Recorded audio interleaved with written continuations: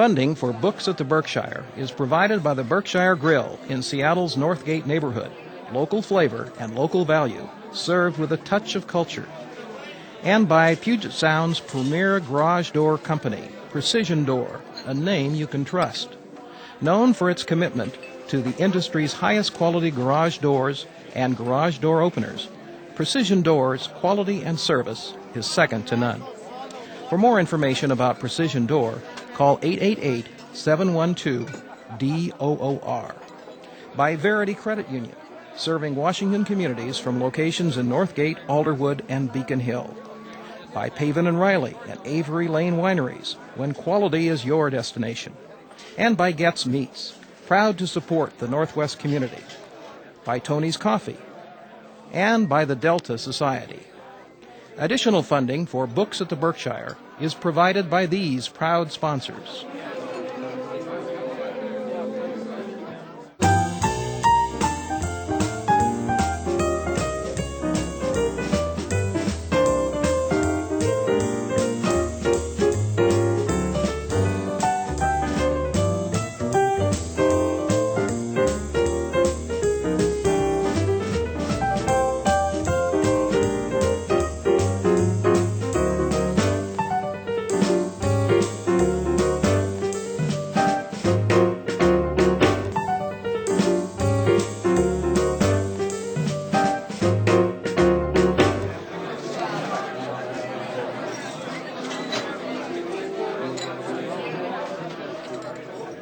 Hello, and welcome to Books at the Berkshire. We have the pleasure of welcoming Helen Thayer, named as one of the great explorers of the 20th century, a woman who lives the promise that the best is yet to be. In 1988, Helen became the first woman to walk solo to the magnetic North Pole. In 1996, she was the first woman to cross the Sahara Desert on foot, a distance of 2,400 miles. Ms. Thayer celebrated her 60th birthday in 1997 by walking 400 miles solo and unsupported in Antarctica. And in 2001, she became the first woman to walk across the Mongolian Gobi Desert. The author of 3 books, she inspires readers of all ages to experience what she has lived. Today, we celebrate her accomplishments and her most recently published work, Three Among the Wolves, the story of her study of wolves in the Yukon Territory and the Arctic. Traveling with Helen were her husband Bill and their dog Charlie.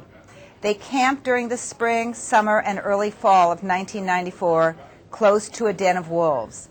Thanks to the alpha leadership of Charlie, they gained the trust of the family of wolves and followed them in their daily pursuits. In January of the following year, the Thayers and Charlie traveled to the Arctic, where an Inuit friend had told them they would find another family of wolves. Moose and other Arctic wildlife threatened their survival along the way, and without Charlie's protection, they would not have completed the journey. We're so grateful they did. Helen Thayer, welcome to Books at the Berkshire. Thank you. It's a pleasure to have you here today. It's nice to be here. So before we talk about Three Among the Wolves, I know that we'd like to know more about you. What is the history of your coming from your native New Zealand to the Pacific Northwest? Well, I was, of course, born and raised in New Zealand. I began my climbing career in New Zealand. And then and I was involved in sports also, mountain climbing. And then one day, my husband Bill arrived as a helicopter pilot, and he was contracted to do some work for my father because we were farmers. And so Bill and I met. Actually, my father was confined to the house because he had a foot operation, so he sent the farmer's daughter to show the pilot where to go. So consequently, a 3-day job took 10 days. And then 2 years later, we were married in New Zealand. And then we were transferred to Guatemala and Honduras for 4 years. Then transferred to the United States, and now we lived ever since then in Snohomish. Was Bill from the Northwest? No, Bill was from Needles, California. It was a wonderful opportunity for both of you then. Yes, he had flown in the Northwest. Uh-huh. And the reason we came here was because he said, well, I can't take a New Zealand bride to the desert because there is no desert in New Zealand. So this is why he chose the Northwest, because it's more like New Zealand. I remember reading that in 1961, when you married him, you designed and made your own wedding dress. That's right. Because you had a business designing and making wedding dresses. Now, trace that history for us. Well, my mother was a gifted seamstress, and so I suppose I inherited that from. She's also a gifted athlete, as was my father. So I inherited these things from my parents. So I have them to thank for whatever I do, really. And over the years, I learned to design and found that designing was an interesting thing. So I opened a business of wedding and formal wear. And I got to meet the nicest people, and I made the most beautiful gowns, and it was just wonderful. But at the same time, I was the farmer's daughter. So I've really lived a very contrasting life. Were you sorry to give up your wedding business? In a way I was, but I felt then, well, I'm moving on in my life, because now I was married, and then we're being transferred to live in the jungle in Guatemala and Honduras, and I hadn't been in a jungle ever in my life before, and this was a brand new adventure, but I still was continuing my athletic endeavours, because I was on the New Zealand track and field team, and being a New Zealand citizen, I could still represent them from overseas. And then in 1975, you became the national luge champion.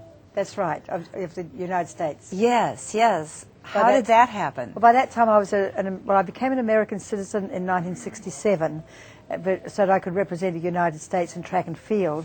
Then I switched to discus, to luge. My husband and I we both made the United States national luge team, and I believe that was in 1973. Amazing history. In this study of Three Among the Wolves, I was wondering, when I began reading it, what turned you to studying this much maligned species? Well, Bill, at one time, Bill was a bush pilot in Alaska in a helicopter, and he saw a lot of wolves from the air, and he was just appalled at the way they treated wolves. They'd shoot them from the air and just poison them in the most horrible ways, and so he became interested because of that. And there are no wolves in New Zealand, and I found wolves and polar bears just fascinating because I'd never seen them. And so when I heard his stories about the wolves, and then I began to read about the cruelty with which people treated them and wanted to eliminate them, then I decided, well, that would be a wonderful study for our adventure classroom. Because Adventure Classroom is our educational program that we take into schools. We take the four corners of the world into the classroom. And we thought the study of the wolf, that would be a wonderful addition. And it has been. Oh, yes, invaluable. Yes. Tell us more about that classroom. Well, it's many different programs from the North Pole, the South Pole, to the Amazon, and the Sahara, and the Gobi Desert, and the wolf program. So we've taken a variety of terrain, climates, places, and we take it all into the schools via the website and via my books and lectures. Tell our viewers how they might access this program. Well, they can go to www.helenthayer.com, and that will take them to our website. They can download material from the website for the classroom and for study. And then, of course, the books are available, and I can also be invited into the schools, assemblies and classroom, and sometimes we spend a week or so at one school. Mm-hmm. We've spoken to over 1 million children, students of various ages, K through 12, over about the last 12 years. Amidst the peace that you and Bill obviously lived and felt in both the Yukon Territory and the Arctic, there was the terrible threat of the hunters. Tell us about their practices. Well, we knew that this took place even before we went there, but we discovered it for ourselves that there are hunters who call it sport. They actually go and shoot wolves from the air. And they have different methods. Sometimes they'll just, in the summertime, they have these very large tundra tires, big fat tires. They can land on the soft tundra. And so they'll chase the wolves down, shoot them from the air, land, skin the animal, and take their trophy home. And in the winter, because the snow is deep, they chase the wolves from the air to exhaustion and then just shoot them. And so it's pathetic. And it's pitiful that people would want to treat animals. It's so cruel. I was very moved by your watching and describing the wolves teach their young ones about those hunters, even when the hunters weren't there. That's right. We discovered that wolves are capable of learning survival habits that they don't necessarily inherit. For instance, watching the sky. If they hear an aeroplane, they know to run. Or they will even watch the sky when they don't hear an aeroplane. And they teach the pups. We actually saw the pups being taught. Oh, would you talk about the pups? Oh, the pups were just absolutely adorable, very mischievous, just like human children. Drove mother crazy at times, and at those times there was just the two brothers, and one would run away from the den. She'd go pick him up, and in the meantime the other one had already left the den, and she'd go pick him up, and this would just go on for a while until finally she'd sit on her haunches and just give this long drawn out howl, and you could just hear just the cry in her voice, come and help me out with these kids, I've had it. And the teenagers and the beta wolf would run, and they would gather up the pups and play with them and take care of them. And the mother, we called her mother, she would go hunting or just go rest, just to get away from the kids. As I was reading and enjoying learning about the family, I thought how like human families these wolves behaved. Oh, yes. Mm-hmm. And what kind of lessons do you think that we humans can learn from the wolf families? Well, I think a great lesson that we can learn is respect for each other, and the young respecting the old, and discipline. They're very disciplined animals, very respectful. Yet the young must respect the elderly the older wolves at all times. If they don't, they're punished. So there's the respect and the discipline and just the caring for each other. If we humans lived like wolves, we'd have no family problems. They'd be solved within the family circle and solved decisively. But it would all work out. It would be a smooth running. It wouldn't be kids running away from home and all those things, or disrespecting their parents. It just wouldn't happen. And you saw all that. Yes. It's wonderful to read about and to It was see the most amazing experience. It's an experience that it really touched our lives. It made us understand that there is another way to live. There's another understanding of human compassion and just general respect.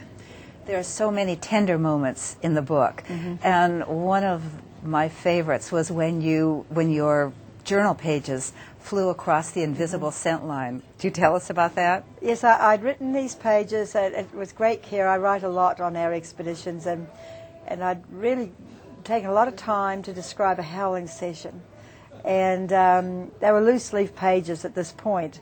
And one of them, the breeze came up, and one of them just fluttered across the scent line that Charlie had around our campsite to define his territory as opposed to the wolves. And it just fluttered over the line a few feet, and Alpha, the alpha male, head of the family, a big black fellow, he came across and he picked it up and was walking away from it, walking away with it. And I was indignant, and I told him those pages are mine, and not really expecting him to understand my human English, but it was the tone of my voice, and he stopped and he dropped it, and then with just a look at me, well, I didn't want them anyway. Just that look on his face, because by this time we knew each wolf very, very well. And he just kind of sauntered off and said, well, I didn't want those anyway. Silly woman, you can have them back. And so it was, it just showed the level of trust we had, because he could have taken them, urinated on them to say these are mine, but no, he chose to let me have them back. And that was his choice. I thought that trust was one of the underpinning issues in this book. Yeah, trust is very important in a wolf family's, to a wolf family's existence. And that's another thing that we learned, along with the discipline, and trust in a family is so important. And it was a tremendous experience for us as human beings to be able to watch them and not only study their lifestyle, but study their lifestyle as it might apply to ours. And they trusted you. Yes. They trusted Charlie right off the bat. But Charlie was the bridge between us and the wolf family. The only reason we were successful was because Charlie was part wolf, and he was raised with Arctic wolves, and you might say he speaks wolf. And so that's why we were successful. And they trusted him quite quickly because he is obviously an alpha male, very powerful alpha male. But he did all the right things. But we humans, we had to be careful. It took much longer for them to trust us. And Mother, she took the longest. She was very careful with us. You couldn't have made this journey or this book without Charlie. Oh no, Charlie was the star. Just as he was the star in Polar Dream, the first book I wrote about my solo walk to the magnetic North Pole. Charlie walked at my side, saved me from polar bears, warned me of polar bears, was a wonderful companion. He was the star of Polar Dream, the book, just as he's the star of this. Would you describe some of your great surprises in this journey, in this year? What were the things you didn't expect? Well, some of the surprises were the interaction with the ravens. There was a very large family of ravens living around the summer den, and they teased the wolves and play with the wolves, and they had no mercy on Charlie, dive at him and try to steal his food. But it was all about sharing food in the end.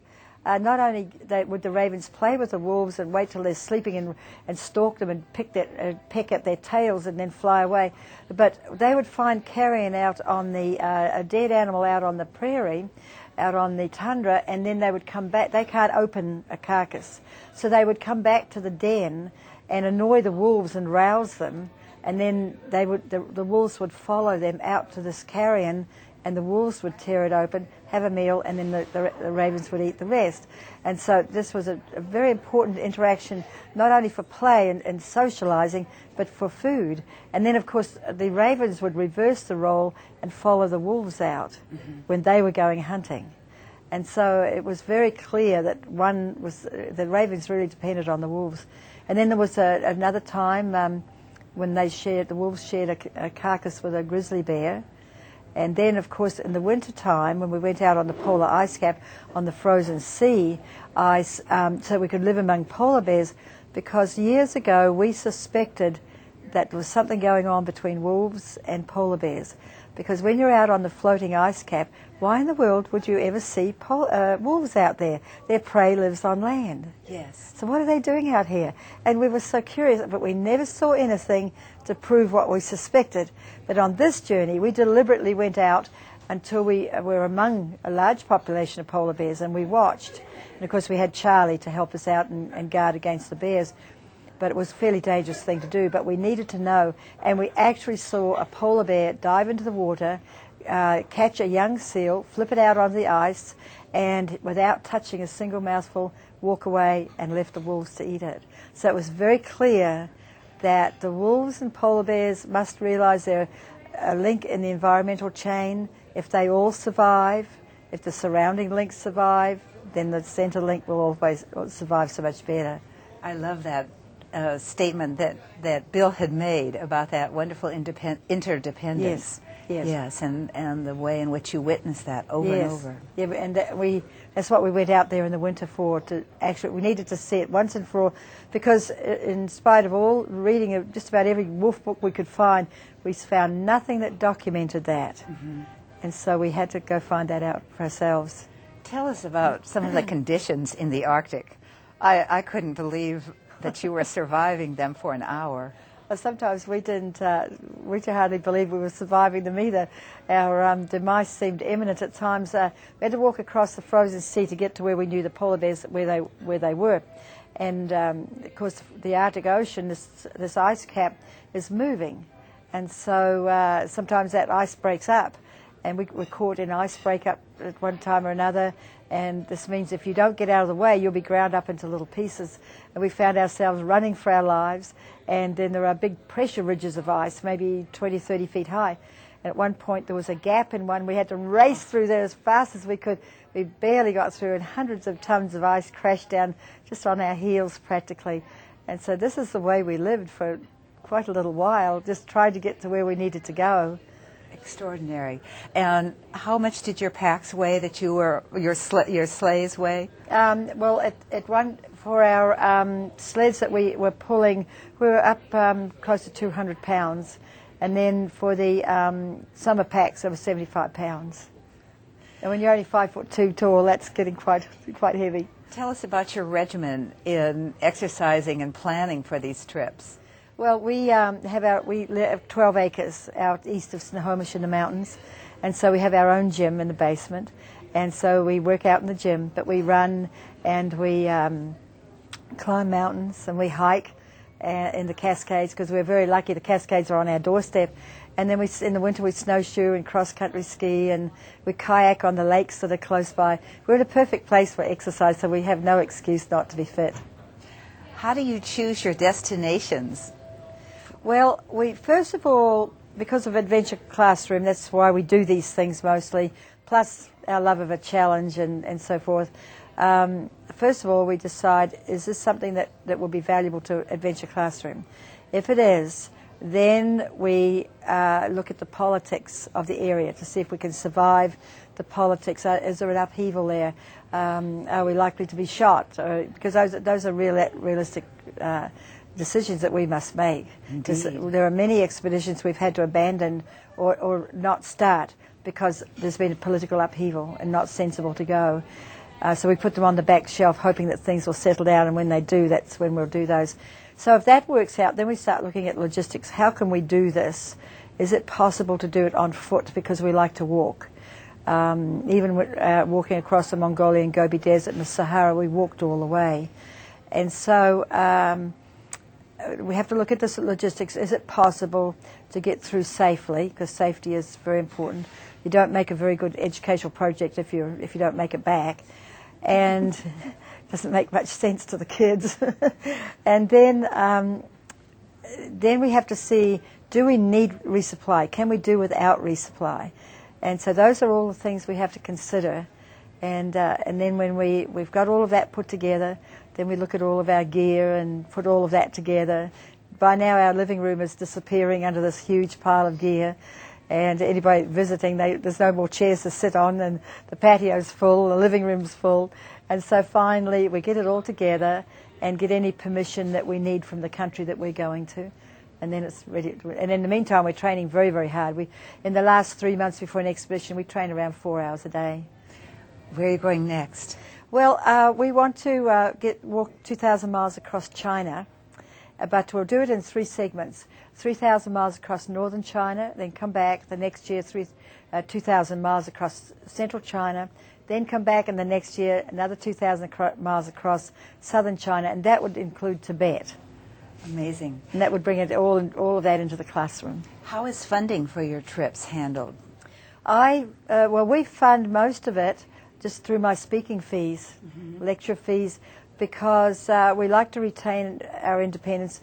Some companies, we do have some corporate sponsorship, but it's important to us to retain as much independence as we can, because we want to be a 2-person team.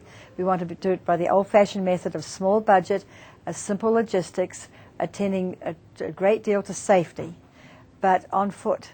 It's the old-fashioned method of travel.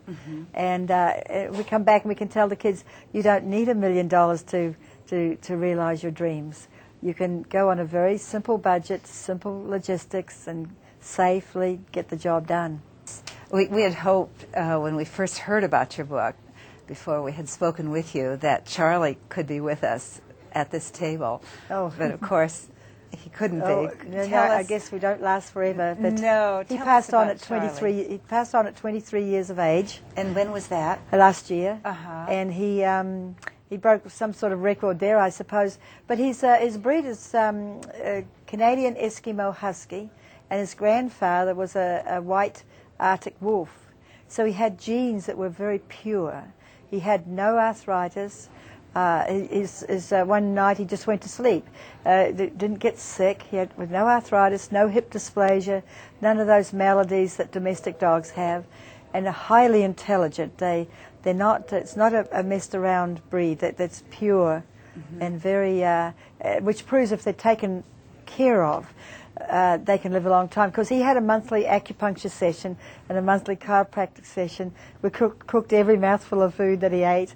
And we treated him like an athlete. He worked out every day too. Guy. He even did his stretching exercises with my help every day. He stretched joints out properly, and and massaged him right down his spine, just the acupuncture show. So everything, we treated him as an athlete. It's wonderful. How have you coped with losing him? Oh, well, you just do. You do. We have a lot of other animals, because he was, we were extremely bonded, of course, extremely. Oh, yes. And, of course, we have a lot of other animals. We rescue animals. We have 12 acres, and goodness, we have 18 goats and 3 alpacas and 2 sheep and 3 dogs and 2 cats. Everybody's rescued, come from the road, or somebody's brings in this poor pathetic animal that's been beaten or something, and here it comes to our place. And Charlie was used to these animals coming in that were rescued too, so we just can, but we don't want to, we're not trying to get another dog like him. Mm-hmm. We knew we wouldn't want to do that. To start with, you really have to get them from the north, and we find it difficult to go to the north among the dogs, because it makes us want to bring them all home, because the Inuit people, they're wonderful. The Inuit people are wonderful people, and we have many friends in the Inuit community, but they treat their dogs not as pets. They don't even have names. Mm-hmm. And you go there and you just want to cry to see them. You just want to gather them all up and bring them all home. And it is fortunate, really, that the snowmobile is taking over now. Mm-hmm. It's fortunate for the dogs, but there's a very special breed of dog.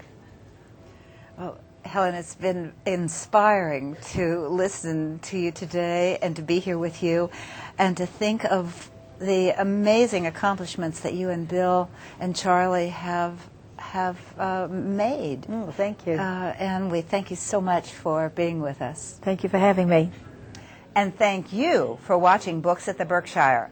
My guest today has been Helen Thayer, author of 3 Among the Wolves. For more information about Books at the Berkshire and other great programs on SCCtv, please visit our website. Use the email link you'll find there to send us comments or questions. On behalf of everyone here at the Berkshire Grill, I'm Marilyn Smith Layton, hoping you'll join us again next time for another edition of Books at the Berkshire.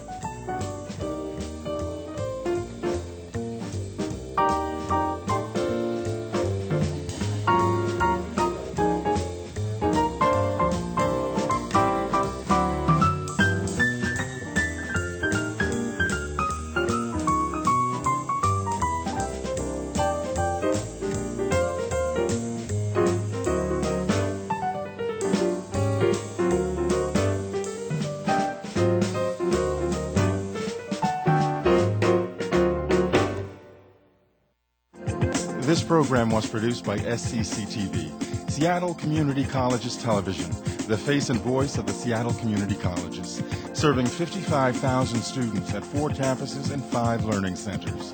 The affordable gateway to higher education.